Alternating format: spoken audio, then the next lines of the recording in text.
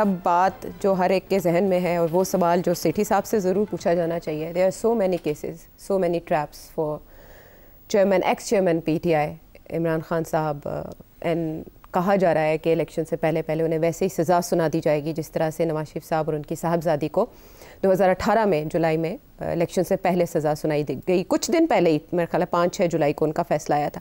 बानी पीटीआई को आपके ख्याल में किस केस में सज़ा होने जा रही है? केयरटेकर गवर्नमेंट ने जो फंड्स दिए थे पीडीएम गवर्नमेंट ने जाने से पहले 60 करोड़, 50 करोड़, 100 करोड़ के डेवलपमेंट फंड्स एमएनएस को दिए थे। केयरटेकर गवर्नमेंट कह रही है कि जितने खर्च हो गए बाकी वापस करो। अच्छा। हम नहीं देंगे आपको। अच्छा। तो ये भी एक फाइनेंशियल पावर्स के अंदर प्रोटेस्ट तो होगी उसके ऊपर कि जी ये आप कैसे ले सकते हैं, एक चीज़ हो चुकी है उसको कैसे वापस कर सकते हैं। मगर मैं समझता हूँ ये भी कवर हो जाता है under the economy and finance, because financial federal government को पैसों की ज़रूरत है तो उन्होंने जो दिया वो वापस भी ले सकते हैं। अच्छा। तो ये भी कवर हो जाएगा। मगर अब आगे आए एक दो ऐसी चीज़ें हैं जहाँ मुझे सख्त प्रॉब्लम्स हैं और मैं समझता हूँ रज़ा रबानी साहब को भी बड़े सख्त प्रॉब्लम्स हैं और लोगों ने भी इसके ऊपर एतराज़ किया। एक तो ये कि ये बनाने जा रहे हैं, एक कमेटी बना दी इन्होंने for disposal of legislative cases, कि लेजिस्लेशन के अंदर जो चीज़ें इस वक्त पड़ी नहीं है, पार्लियामेंट के अंदर जो पड़ी हुई थी आगे नहीं हुई, उसके ऊपर एक कमेटी बना दी है कि किसको क्या करना चाहिए। अच्छा। ये इनका कोई काम नहीं है। रिव्यू नहीं कर सकते? नहीं, इनका काम नहीं है। ये तो अगली हुकूमत आके रिव्यू कर सकती है। ये हुकूमत, ये तो केयर टेकर्स है। ये पार्लियामेंट के अंदर आगे क्या होना क्या नहीं होना ये उनको इजाज़त नहीं दी गई। But why are they doing so? So ये आगे जाके सवाल खड़ा होगा। वी कैन डिस्कस इट कि ये जो करने जा रहे हैं ये क्यों करने जा रहे हैं। एक तो ये committee for disposal of legislation, they have no business doing this, और रज़ा रबानी साहब सही कह रहे हैं। इसी तरीके के साथ एक और कमेटी बनाई है और वो इससे भी ज़्यादा ख़तरनाक है। वो कह रहे हैं committee to draft laws for revision of current legislation. Legislation के ऊपर कि कौन होनी चाहिए नहीं होनी चाहिए वो पहली कमेटी, दूसरा ये कि जो होनी चाहिए उसके ऊपर भी अमेंडमेंट्स क्या होनी चाहिए। इनकी क्या बिजनेस है? ये तो this is the business of an elected government. आप कौन होते हैं कि ये एक ब्लूप्रिंट बना के आप छोड़ जाएं और बाद में अब हाइब्रिड प्लस करके और अगली हुकूमत आए बंदूक यहाँ रखे। अच्छा। और कहें जी कि ये करें, हम कर गए। This is also not right. ये पार्लियामेंट के पावर के ऊपर और अगली इलेक्टेड हुकूमत के ऊपर ये इंक्रोचमेंट कर रहे हैं, इज़ नॉट राइट। इसी तरीके के साथ जो सबसे इंटरेस्टिंग है वो ये है कि कमेटी टू डिटर्मिन कि मास्टरमाइंड ऑफ May 9 कौन थे। अरे भाई आप केयर टेकर्स हैं, आप ये कैसे इस किस्म के केसेस कर सकते हैं कि फैसला करें कि ये कंस्पिरेसी 9 मई की किसने की थी और किसने नहीं की थी।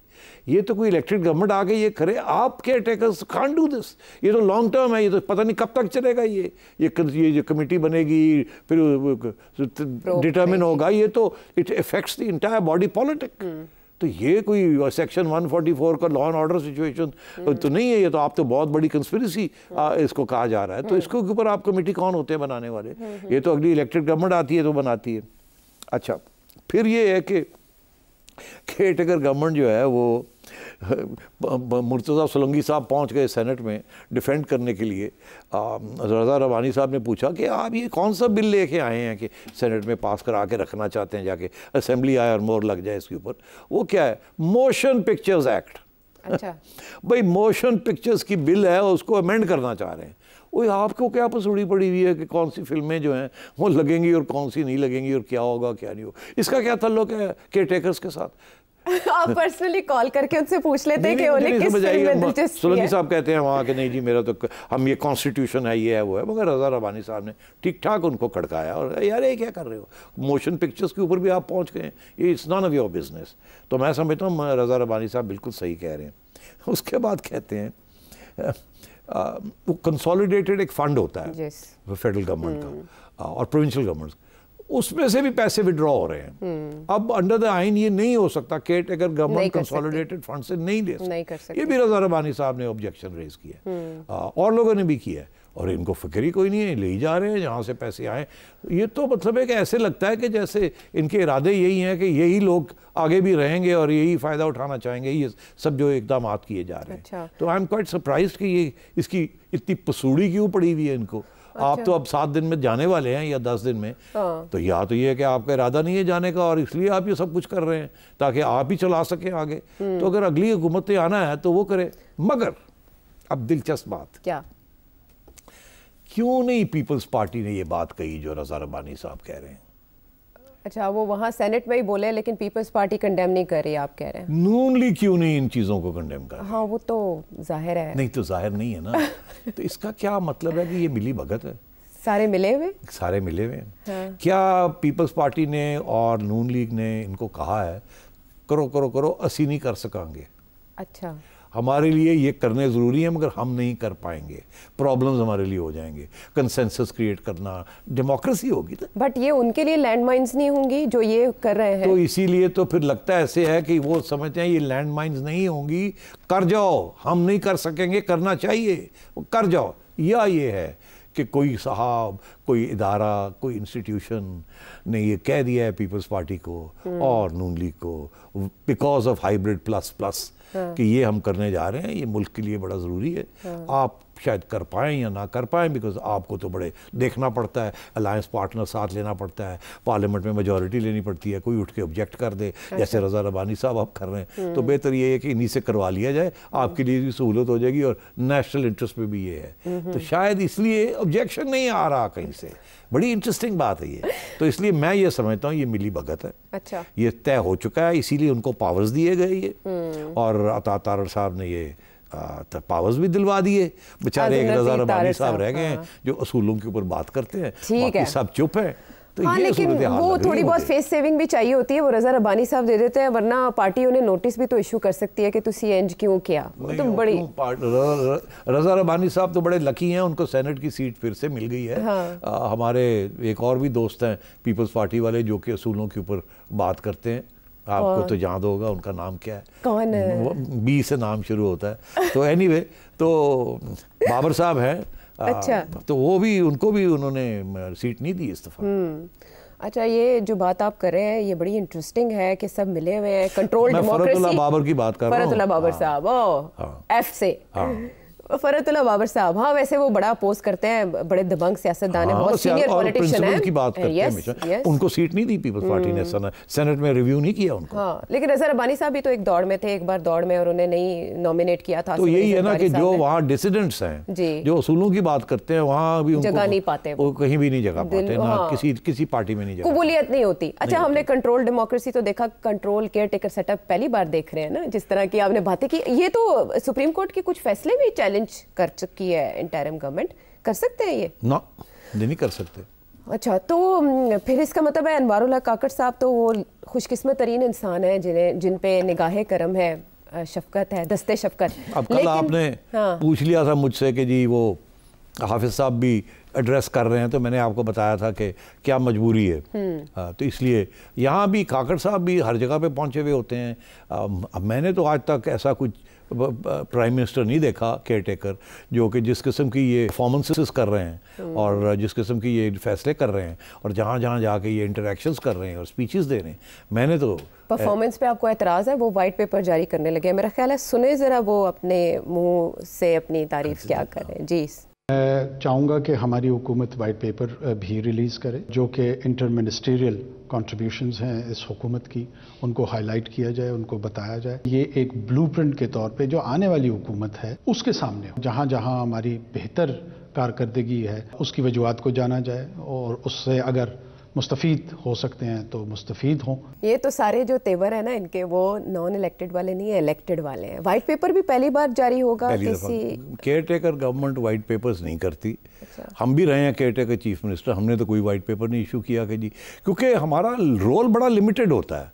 इलेक्शन करानी है साफ शफाफ, बाकी चुप करके अंडर द काउंटर। ठीक है, अगर आपने अलहमरा जाके कोई म्यूजिकल फेस्टिवल को पत्ता काटना है या इस किस्म की चीज़ करनी है वो आप कर लें, मगर ये कि जी आप पब्लिक में जाके और स्पीचेस दें और अपनी कारकर्दगी के बारे में बात करें, ये तो कोई इलेक्शन तो नहीं आप लड़ने जा रहे। इनफैक्ट आपको तो रोका गया फ्रॉम कंटेस्टिंग इलेक्शन। आप लोग जो लोग केयर टेकर्स में हैं वो इलेक्शन नहीं लड़ सकते 2 साल के लिए। तो मतलब है कि ये अपनी कारकर्दगी के ऊपर और साथ खुद कह रहे हैं प्राइम मिनिस्टर साहब कि अगली हुकूमत जो आ रही है मुंतखब हुकूमत, वो देखें हमने क्या काम किया है, इसी लाइन्स के ऊपर चले। तो मतलब है ये मुझे हाइब्रिड प्लस से भी आगे मेरा ख्याल है कुछ नज़र आ रहा है। और दिलचस्प बात यह है कि ऑब्जेक्शन कहीं से नहीं आ रहा। हाँ, ऑब्जेक्शन नहीं आ रहा। और जब ये लेजिस्लेशन जिसका बार बार हवाला दे रहे हैं जो जुलाई 2023 में की गई, तब भी सबको ये लग रहा था कि ये जो केयर टेकर्स आ रहे हैं ये कंटिन्यू करेंगे फॉर लॉन्ग। क्या आपके नज़र में ये तासुर अब रद्द हो चुका है, ये जा रहे हैं? नहीं, जा तो रहे हैं मगर ये नहीं भी जा रहे, क्योंकि ये जो चीज़ें छोड़ के जा रहे हैं ना, ये सारी कमेटी फलाना, ये अगर अगली हुकूमत इनको तब्दील करना चाहेगी तो श्योर बढ़ जाएगा। अच्छा। कि जी ये तो अच्छी चीज़ थी, ये आप क्यों ख़त्म कर रहे हैं? तो ये किस्म की समझे आप बूबी ट्रैप्स छोड़ के जा रहे हैं। अच्छा, अब इनकी जो बात है वो बड़ी इंटरेस्टिंग है। ये कोई ज़ाती मफाद में नहीं हो रहा। अच्छा। उनका ये कहना है कि ये नेशनल इंटरेस्ट में हम करने जा रहे हैं, बिकॉज ये नेशनल इकोनॉमी और नेशनल पॉलिटिक्स की ये ज़रूरत है। तो ये it's a very powerful argument by the way. ये बुरी चीज़ें नहीं हैं, ये अच्छी चीज़ें हैं। मगर सवाल ये आता है, अच्छी चीज़ें हो या बुरी हो, आइन के खिलाफ है। तो मगर फिर आइन के खिलाफ तो और बहुत सी चीजें यहाँ हो रही हैं। तो ये हमें तो यही कहा जाता है कि नेशनल इंटरेस्ट में ये सब कुछ हो रहा है। और मीडिया वाले, आप लोग कौन होते हैं ये बात करने वाले? अगर स्टेट हैं वो ऑन बोर्ड हैं तो। अच्छा, ये पीडीएम की एक्सटेंशन इनको कहा जाता था, फिर कहा जाता था कैबिनेट में ज़्यादा नून लीग के करीब समझे जाने वाले लोग शामिल हैं। तो यू थिंक कि ये सब कुछ नून लीग को मुनाफा देगा अगर अगली हुकूमत नून लीग बनाती है? तो ये जो कुछ हुआ, देखिए ये तो मैं समझता हूँ कि कोई नून लीग की तरफ से मेजर ऑब्जेक्शन तो आया नहीं। तो ये Are they good with it? I think they are good with it. Okay. I think they are good with it. अभी आप उनका मंशूर आने वाला है, तो आप शायद उसकी तरफ जब तवज्जो देंगे तो फिर पता लगेगा कि वो whether they agree with all this और नॉट। तो सिटी साहब, कैसे कैरेक्टराइज करेंगे आप हमारे केयर टेकर प्राइम मिनिस्टर को? He is a young man. और आप क्या कैरेक्टराइजेशन चाहते हैं? स्टूडेंट्स के साथ interaction and he feels young to interact with them. मैंने नहीं देखा पहले इस तरह से किसी ने इंटरेक्ट किया।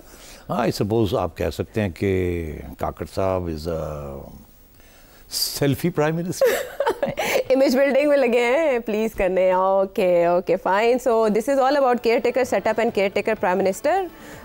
दे are outgoing, suppose to be, but let's see. 8 फरवरी कोई ज़्यादा दूर नहीं है। वापस आते हैं ब्रेक के बाद।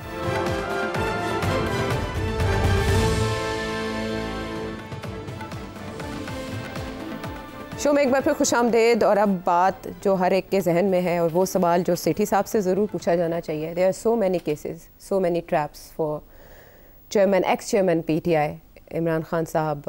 एंड कहा जा रहा है कि इलेक्शन से पहले उन्हें वैसे ही सज़ा सुना दी जाएगी जिस तरह से नवाज शरीफ साहब और उनकी साहबजादी को 2018 में जुलाई में इलेक्शन से पहले सज़ा सुनाई दी गई। कुछ दिन पहले ही, मेरे ख्याल है 5-6 जुलाई को उनका फैसला आया था। बानी पीटीआई को आपके ख्याल में किस केस में सज़ा होने जा रही है? देखिए, एक तो वो फर्ज जुर्म लग रहा है ना जी, वो तो मेरा ख्याल हो जाएगा। अच्छा, मुझे मुश्किल लगता है क्योंकि इनके पीटीआई के लॉयर्स काफ़ी हैवी वेट्स हैं, और इसीलिए हैवी वेट्स लॉयर्स रखे जाते हैं कि डिले किया जाए।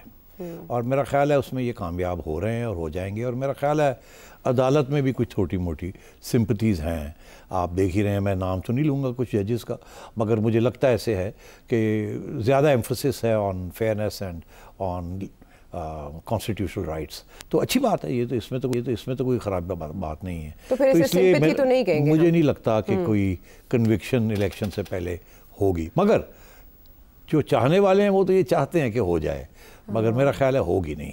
साइफर केस में भी नहीं होगी आप? मेरा ख्याल है नहीं होगी। ये देखिए, यही तो मैंने कहा ना, डिलेइंग टैक्टिक्स हर सियासी जमात करती है जब इस किस्म की सिचुएशन हो। वो इसलिए करते हैं क्योंकि उनकी उम्मीद ही होती है कि हालात बदल जाएंगे तो बेहतर। ख़राब तो अभी ऑलरेडी हैं, इससे ज़्यादा क्या ख़राब हो सकते हैं? शायद बेहतरी की तरफ कुछ चीज़ हो जाए तो उसको डिले किया जाए एज मच एज पॉसिबल। अच्छा। तो मैं ये समझता हूँ दी लॉयर्स विल सक्सीड।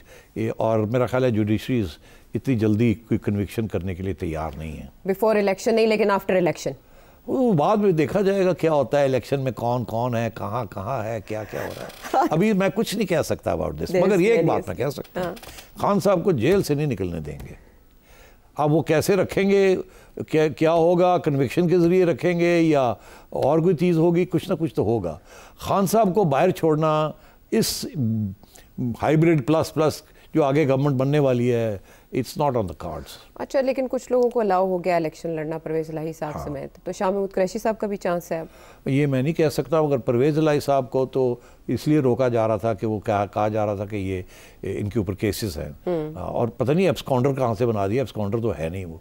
तो ये तो बिल्कुल सही फैसला आया है कि उनका हक है, ही इज़ नॉट कन्विक्टेड। वो जेल में भी लड़ सकते हैं। हाँ, जेल में भी बहुत से लीडर्स ने लड़ा है इलेक्शन। बिल्कुल सही फैसला। जैसे सस्पिशन बहुत सी चीज़ों के ऊपर है और आपने अभी क्लियर भी किया कि कम से कम उनको सज़ा नहीं होने जा रही, तो Sai of relief for PTI at least before elections, after elections देखा जाएगा।